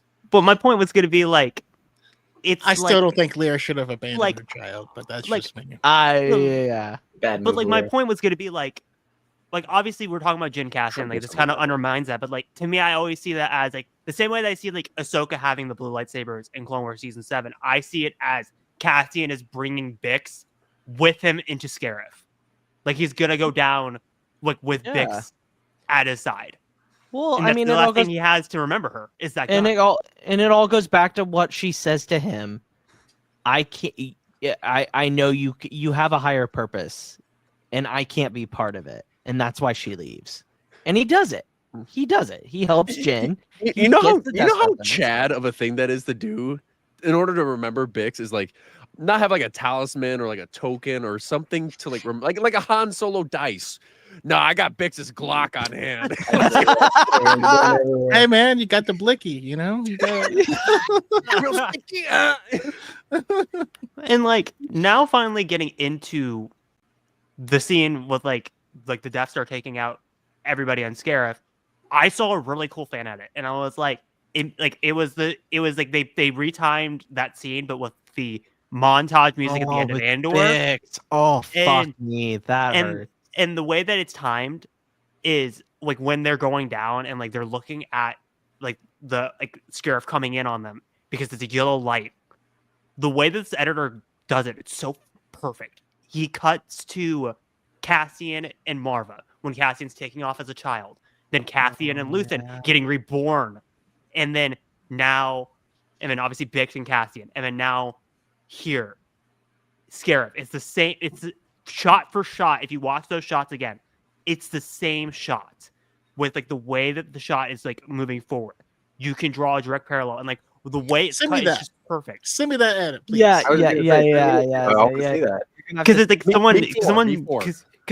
because the edit is called like Rogue One, the Andor cut, where it's retimed with all like Andor's music, and that was like the trailer for it. Please tell me they have Brasso playing while Krennic is getting shot. Music. So but like it's so perfect, and I didn't even realize that parallel until I was watching it, and I was like, no, it's right. It's like Cassian leaving like that planet on Ferrix. That's a parallel to Scarif, and now that everything is just crashing in on them, and like it ends with his death, it's just like it's like the absolute cherry on top of like this, like Andor, like the way it's enhanced and like the way that like Andor has just recontextualized Rogue One. Yeah. A huge one that I've been thinking about since season 1 that is probably my favorite. I don't know that this was on purpose. I wouldn't be surprised if it was, given how meticulous Andor is, but I've never seen anyone else talk about this. I don't know if maybe like it's a common one that I just haven't seen. In Andor season 1, after he gets out of Narkina, they rush to that, they rush back to Niamos, and he gets to a payphone and calls home to tell, and as Brasso picks up the phone, or whoever it is picks up, Cassian immediately rushes in to tell Marva, I'm okay. Tell her I've been doing big things. Tell her she would be proud of me. And he tells her that Marva is dead. And he hangs up and looks out, stunned, over the sea that's lit by sun. Yeah. Then in Rogue One, he looks out over the sea lit by explosion, and he looks at Jyn and tells her, your father would be proud of you. He tells her what he wanted to hear. Yeah, Oh, stop it, man. Funny enough, like you bring that up, and when we were doing our Andor rewatch for season 1, Chase brought that up as well when we were talking about the Narkina arc. He brought that up, and I was like, damn, you're so right. It's absolutely like, it's obscure enough that it could just be a coincidence, but God, I hope it was on purpose. No, it has to be on purpose. Like, I 100%, as far as I'm concerned. Pivotal moments on a beach, yes, no, it's 100% on purpose. He's thinking about Marva. He's thinking she would be proud of me and what I've done here. And and I also think I think he's also thinking about Bix, thinking about Luthen, thinking about Clea, thinking about everyone. He's just thinking about everyone, and he knows that these are the last moments that he'll ever be alive. But he sure went out swinging, and I think that's exactly what Bale said to him at the end. And I think that's very important. Obviously, we get the hallway scene that's been talked about in nauseam. Death. I love it regardless. But can we talk about how much weaker K2's like chassis is in this than in Andor? Yeah, they got beefed up lashes on Scarif, I guess. He's getting made into Swiss cheese. Yeah, he didn't. Of course, I think it last very Gouda, long. Gouda. But overall, some of those. Hereth, did you want to?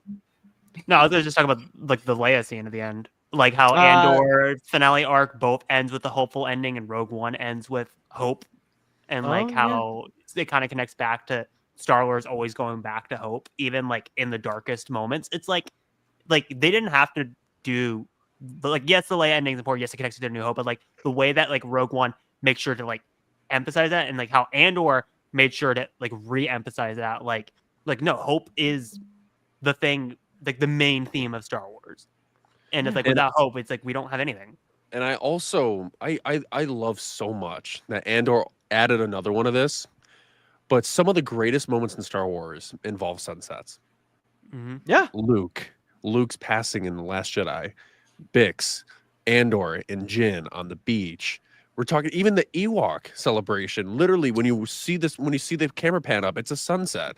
Like you Revenge of the Sith, when Anakin's looking across at Padme's apartment when he's crying. I mean, Beru and Owen holding young Luke. Like some of the greatest moments have a sunset involved.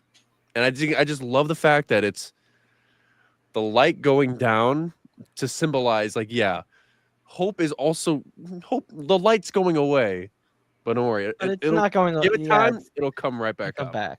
Yeah, that's a good way to end I love it. the symbolism of sunsets in Star Wars. It's beautiful. How crazy is it that some of the best stories that this era of Star Wars has produced have been the Clone Wars. And like, yeah, it makes me think of like Chase's video of like the reintroduced Death Star saga, and it's like, I'm sorry, that is the best saga. Yeah, starting with Rebels and going through all the way to A New Hope. Just tragedy, Empire's not in that. It goes back to, George, his vision originally was that the Death Star was the end of the series, but then he didn't think he'd get to make more movies, so he said he'll just do it at the end of the first one. because it was the most exciting thing.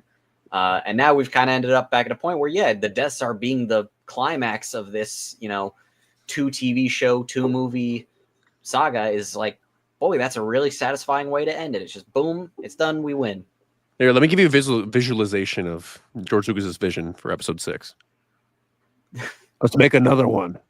2 Death Stars now.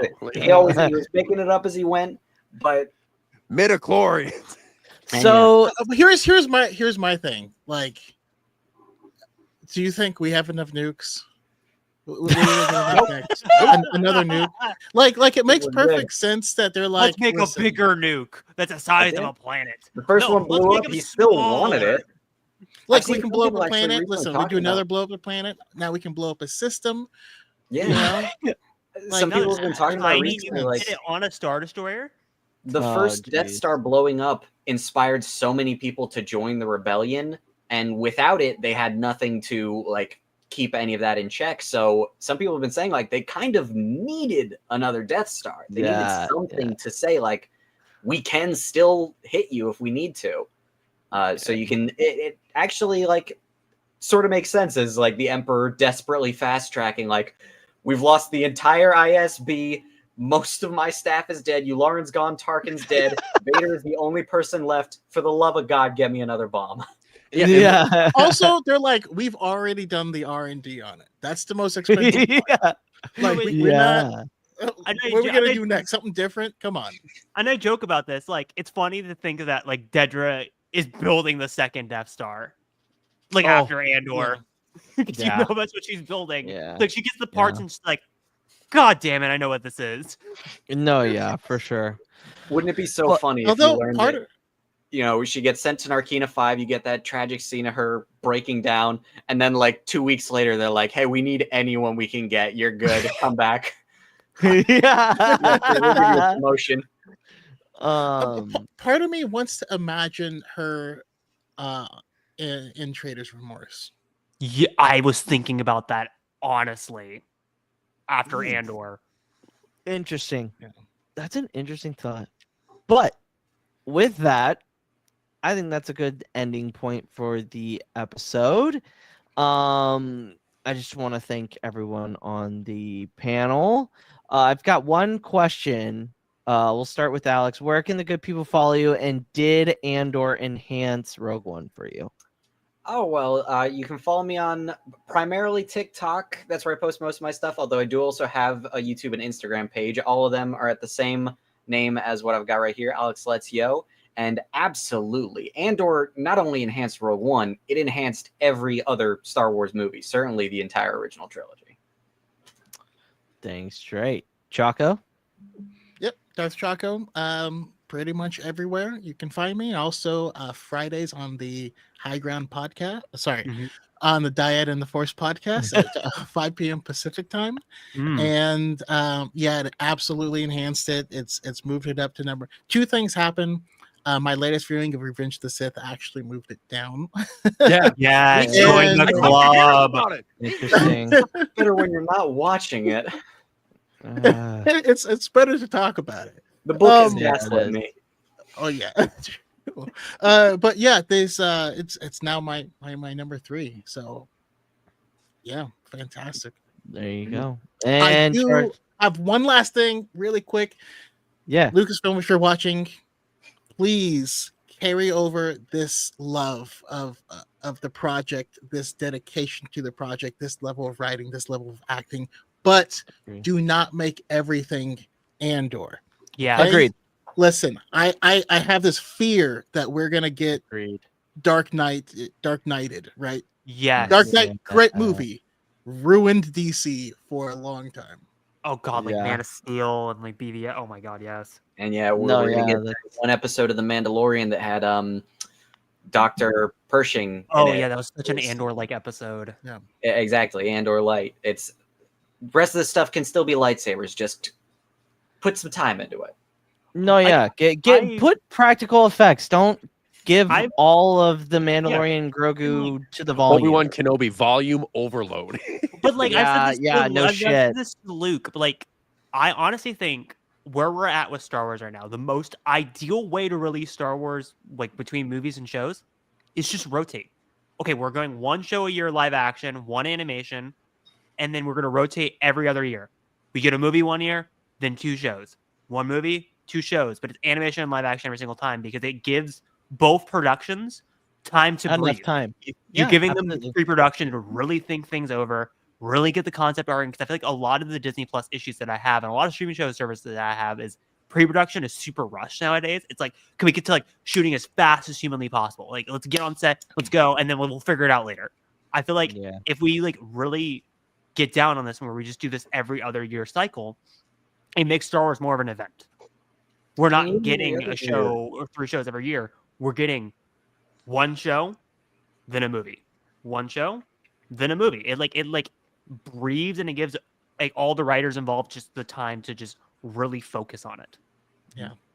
Yeah. Also, give us a live action show that's just Clea and Vel cruising around. Yes, and for the love of God. The TIE Avenger, because they still have the TIE Avenger somewhere. That Right. is And true. also, like, not to Just go on doing the tangent, secret agent missions. That would be Yeah. so badass. Just like, 12 straight I episodes of them also- blowing stuff up in the Avenger. Nothing I else. also think Yeah. that people don't realize that shows like this take time. Andor took 3 years for 2 seasons. Well, I thought it was 5 years. No, I'm thinking 3 years each. For 2019, or actually no, it started in 2018 pre-production. Didn't come out till 2022 because of the pandemic, but it's still like 3 years of just constant shooting. Then Andor season 2 started in 2022, late 2022. Well, like as season 1 was coming out, all the way to 2025. That's 3 years on both ends. Yeah. And that's with the original trilogy, each one 3 years. No. I think take as much time as you need. If I you will can keep wait. up this quality, hey. Yeah, absolutely. They need to. And you know what gets me so excited? The Dawn of the Jedi movie has the writer that wrote the Narkina 5 episodes for Andor. So that's what gets me really, really excited about James Mangold's movie. But Char, where can the good people follow you? Good people, you can find me on TikTok, Twitter, and Instagram at CharCharJ, as spelled right here. And you can find me here on the Pod Ones podcast every Thursday. As next week, if I'm sure, we're talking about. We're talking about New Hope. Yes, we'll talk about. Never seen Did it. did Andor enhance Rogue One for you? Yeah. absolutely. I mean, not only did it just enhance Rogue One, but it just enhanced Star Wars. Like, it made me appreciate the original trilogy even more, just for the sheer hatred of the Empire. Like, we never really were told why we should hate the Empire. We were just shown that they were the bad guys and the rebellion are the good guys, and this is how we're supposed to follow along. Yeah. We never got a why. Like, there's tidbits as to, like, yeah, these guys are evil, but what they do in Andor is so beyond irredeemable that, like, yeah, we need to end the Empire. We need to fight back against these fascists, these murderers, as quick as possible. And it just adds so many layers to what storytelling could be for Star Wars. Tony Gilroy, I don't know the things that I would do to make sure that you stay on the Star Wars like atmosphere. He's not going to, unfortunately. He's gonna be. I will do anything in my power to make sure that you stay on Star Wars and be of some huge use for Now anything say that again and forward. put on lip gloss.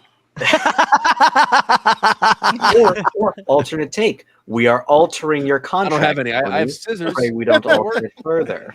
Yeah. There we go. Lock him in the basement until he makes Andor season 3. Yeah, Andor is absolutely incredible. It's Andor, absolutely yeah. incredible. And I know, Luke, that you were Also- afraid that maybe that it was going to be because Andor's the new gold standard. It's the new standard of what Star Wars is going to become. And that could be for better or for worse.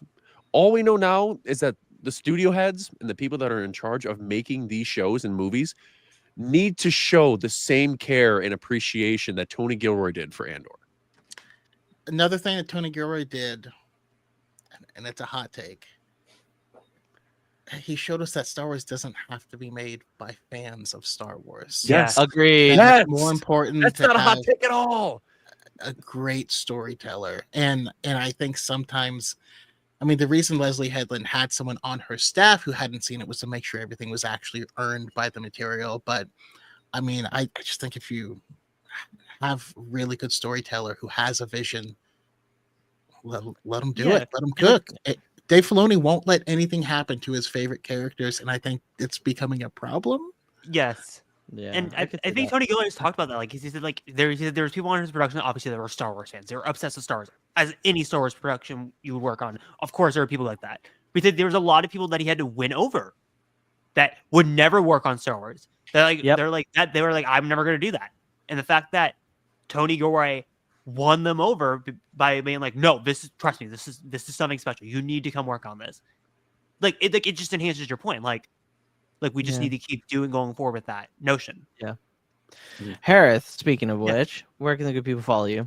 Well, of course, you can find me at Hereth Productions on TikTok, Instagram, and Threads. And of course, you can find me here at the Pod Ones podcast. And why is Char punching me anyway? And I agree with everyone, what everything is said. Like, there's nothing I can really add to this conversation with. Like of course, Andor has enhanced Rogue One.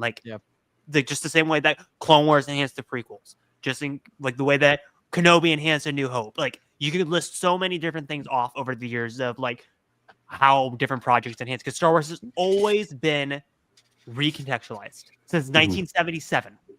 With the New Hope tagline. You can always go back. Star Wars will always go forward and then go, okay, how can we not fix this, but how can we enhance this or mitigate this now? And we'll always work its way backwards to a project. For sure. And you can find me at Jedi Master Eggs on all social medias. You can follow us at the Pod Ones on all social medias. We're gonna do a Battlefront 2 stream 2017. We're gonna jump on that Battlefront 3 hype train.